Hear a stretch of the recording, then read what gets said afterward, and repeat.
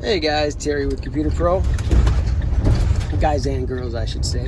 When I say guys, I mean everybody, obviously. But so we're gonna be starting a new YouTube series called, I don't know what we're gonna call it. Maybe a day in the life of a tacker, something like that. But a lot of people have asked me in private messages and so forth to do more videos on what we do during the day. So we thought about starting a series.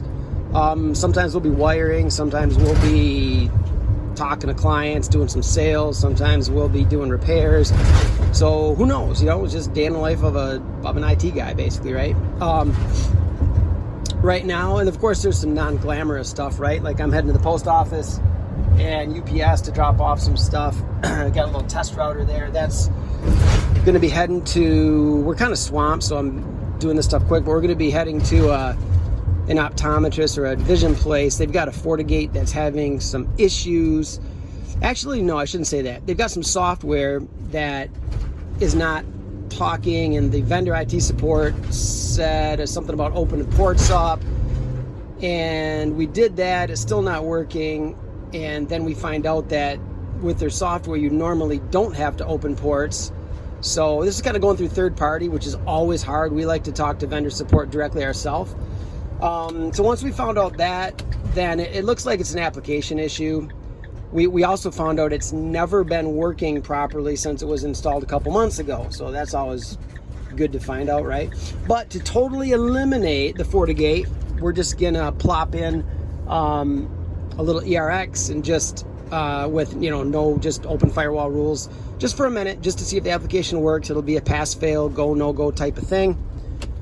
And right now I'm rolling up to the post office, so I will cut this video short. Alright guys, just pulling up to a client's house for personalized service.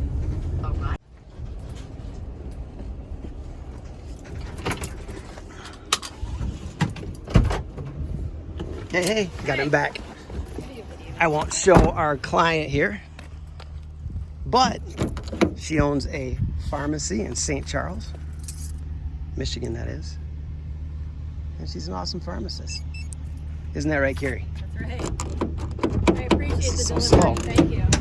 No problemo. Yeah, just doing our YouTube channel stuff, man.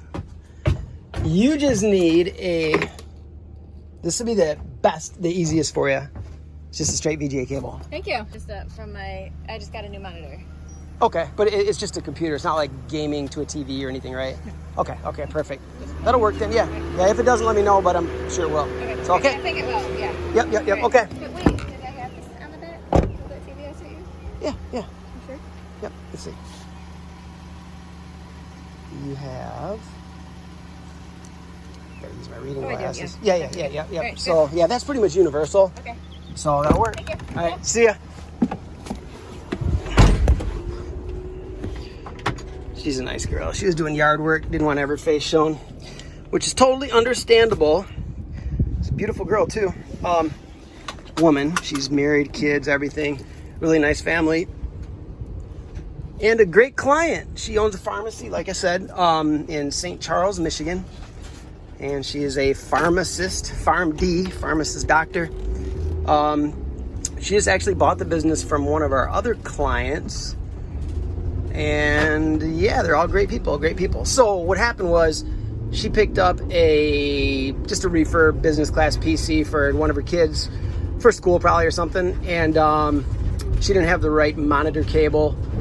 So we're on our way to UPS to drop off another package. And then we're on our way to an optometrist right around the corner from here. So since it's all so close, I said, you know what? I will drop you off a cable. And so she doesn't have to, she already went to Best Buy or something trying to find it and they didn't have it. I said, you know what? I'll take care of you, man. I'll drop it off. Everything's good. So yeah. Sometimes that's the non-glamour stuff that you do, right? But you make people happy. And they're great people, so I like making them happy. And So now we're on our way to UPS, which is literally just down the street a little bit, and drop off a package, and then I'm going to call one of our other guys and have him meet me at the doctor's office so we can troubleshoot this application that I have a big feeling it's going to wind up being an application issue that their dev team is going to have to take care of. I'm almost positive that's what it's going to be, which stinks, but that's the way it is. So, especially when we found out it hasn't worked from day one. You got to get, anytime you have a weird issue like that and you're dealing with a vendor, you know, get all the information. Make sure and ask the important things like when is the last time it actually did work? Has it ever worked? Da da da. You know, all these things have to be found out, and then also ask or, you know, talk to the vendor direct, because we were going through the doctor at first and it just wasn't, which we knew better, but that's what we had to work with at first. And, you know, he would copy and paste what they sent him, but the problem is they don't know the right questions to ask. So what happened was he got some port information to open up in the firewall, all these things to try, okay? All we found out from the beginning was the application isn't talking to the far end server, and it needs to for billing and all kind of important stuff, right? And so they're, you know, he's going back and telling me they're talking about, you know, possible port numbers and here and open the firewall and, you know, da da da da da. Well, you know, after we started talking to them direct, so, you know, after going back and forth, we immediately said, can we talk to them direct? And he got us the info and the account number and everything, so we can talk. And we asked I think the more important set of questions. We said, you know, when is the last time this worked? We were advised that even during the demo, it's never successfully worked at that location. So, ooh, okay. So, and I said about the port numbers to further clarify, because there wasn't that much info on it. I said, do you have a white paper, or like, let's pretend we're a brand new client. We're a Vision Place, and we get a brand new network, a brand new firewall, a brand new everything, and we use you guys as a vendor. So what would you tell us to put in our firewall? And then we were told, well, it's not normal to have to open ports. They don't normally do that. It's not required. It's like, oh, that would have been good to know, right? So obviously it's not a firewall port issue. That's, you know, that those kind of things that are obvious and would be very, very handy to know up front. Yeah, so, but that's typical in IT support. So we're rolling into UPS. One of my favorite guys here that I always see. I don't know if we can film in here. They might have an issue with it, but I talk to the same guy every time I come in here. He's awesome. I always tell him little funny jokes like, can I get DHL pricing, and just all kind of stuff, but they're great people over here. So, and we're here. He gave me a little tip. I love that guy in here. He's a very, very, very nice guy, but I was taping over the seam with the label and the barcode, and he told me that it's best to not do that because of the scanners, but it's good to tape over it so it doesn't peel off. Just don't put the barcode over the seam. Little tips like that I enjoy and appreciate, because I don't know, I'm not a shipping guy, you know. So we just got Shippo. I used to take everything there and use their computer and ship it, and now we signed up with Shippo. We looked at what's the other one? There's a bunch of them. ShipStation. There's just a bunch of them, right? And we went with Shippo because there's a pay-as-you-go plan, because we don't ship that much, like mainly RMA and stuff, and I sell a few things on eBay, but we're not like a big product base. We're definitely service based. So that being said, we've been shipping a little bit more, but I do that, you know, a lot of those things are like $20 a month, which is fine, you know, and then you get X amount of packages. This one, it's kind of a pay-as-you-go plan. The rates are better than if you took it there yourself, you know, and it hooks into our FedEx, UPS, post office account, everything for us.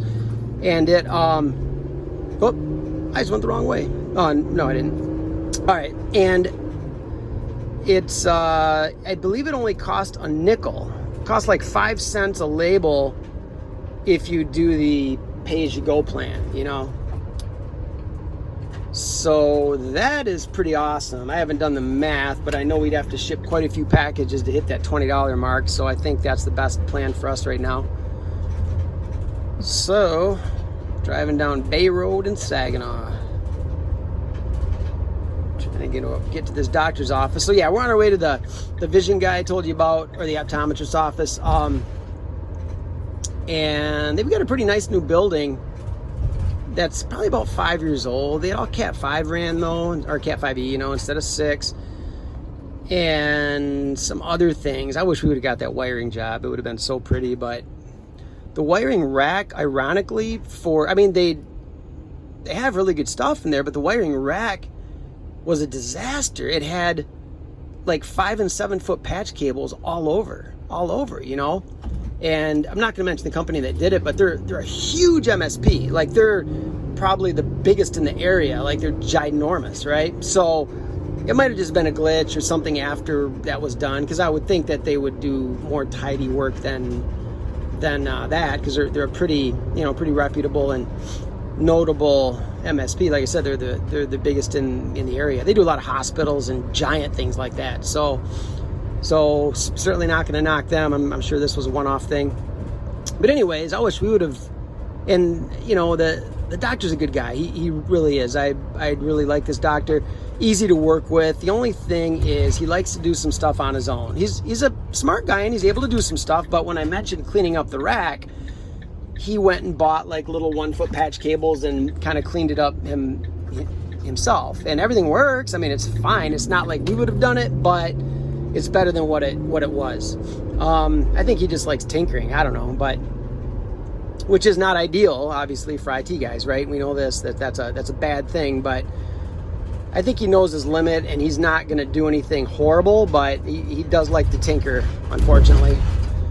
So anyway, we're on to see him. We're on our way to see him. He's not there today, but his office is open, so it's the perfect day to do this testing. Got to don the mask and do the forehead check and everything. We have one of our other techs meeting us there, who's pretty good with server stuff, just in case, you know, troubleshooting this doggone application thing. But isn't that a crock, though? This thing hasn't worked since they demoed it. Like, you would think that they would get it working before they implemented it. I don't know, and I don't know what the relationship is with them. But at some point, very near future, I think we're going to put in a new server that this is going to run on. But it would be nice to see it working properly, you know, at least once before all this stuff is done. So that's the scoop. I think we're almost here. I got to cut back this way. And we're pulling up to this nice place. The building's not that old, so our other guy's not here yet, but we are. I think I'll park back over here. Okay, so we're gonna bypass this Fortinet. I have to figure out, we've got one going directly to the server and we've got one going back to this nice setup, which has a nice watt box. That's going to be control audio stuff. But there's nothing going to the LAN. That's puzzling. So, wow. Well, we're going to have to jump on a regular office computer, aside from the server, and figure out where the heck everything's pointing. I don't believe they have an IDF. I think this is it for wiring. So, interesting. So, yeah, it's going to take some... So anyways, we're going to down the Fortinet, replace it with our temp, do that quick test, and go from there. And then I'm going to jump on another computer down or in the main office and figure out where things are actually pointing, because something doesn't make sense. So we'll get to the bottom of it. All right, guys, we did have a positive test. It did work with our test router, surprisingly. So I'm in the FortiGate just getting some info. It's an older piece of equipment. We are going to swap that out with something different. So just gathering network info now. We have a different IP scheme. Sometimes we love to follow our scheme. It's so much easier. Depending on what he has statically assigned and you know how much of a pain it would be, a lot of times we'll just stick with theirs, but if possible we'd like to switch to ours. So yeah, we're just gathering, doing network scans, gathering info now to switch this stuff over so we can get them working again. So you guys know me, I'm just checking our rack beautification stuff. So for this guy, and they didn't use Keystone, see? They punched in direct. Oh, so, what to do. We got a HP, so we've got 224 ports. This is just wire. We've got mixed in phone. And we've got 224s with, that one's full. This one has a couple open, okay. And as far as patch panels, we got this one double. See, I don't like using these because, well, you know why, because then with the switches, like with this many panels, I would do one 48 port switch and double stack the patch panels on 224s, one on top, one on the bottom. That way you get that super clean, you know, 6-inch cable tidy look. You know what I mean? Or worst case, see the problem is 24s are half, instead of going one row across, which I wish they would, they double stack them. And on the case of the HP, the Enterprise HP, it's double stacked on the opposite side, where patch panels come stacked all the way across for 24 and 48. So that kind of creates that issue, but it's not hard to make it neat. You either are going to need two, with a double panel like this, you'd have two 48 port switches, which would get costly because, I mean, just to look pretty, you know, or two patch panels on one 48 port switch above and below, which is probably what we're going to do. So we're going to have to re-punch down into keystones all these. Yeah. And then we have the secondary one to worry about,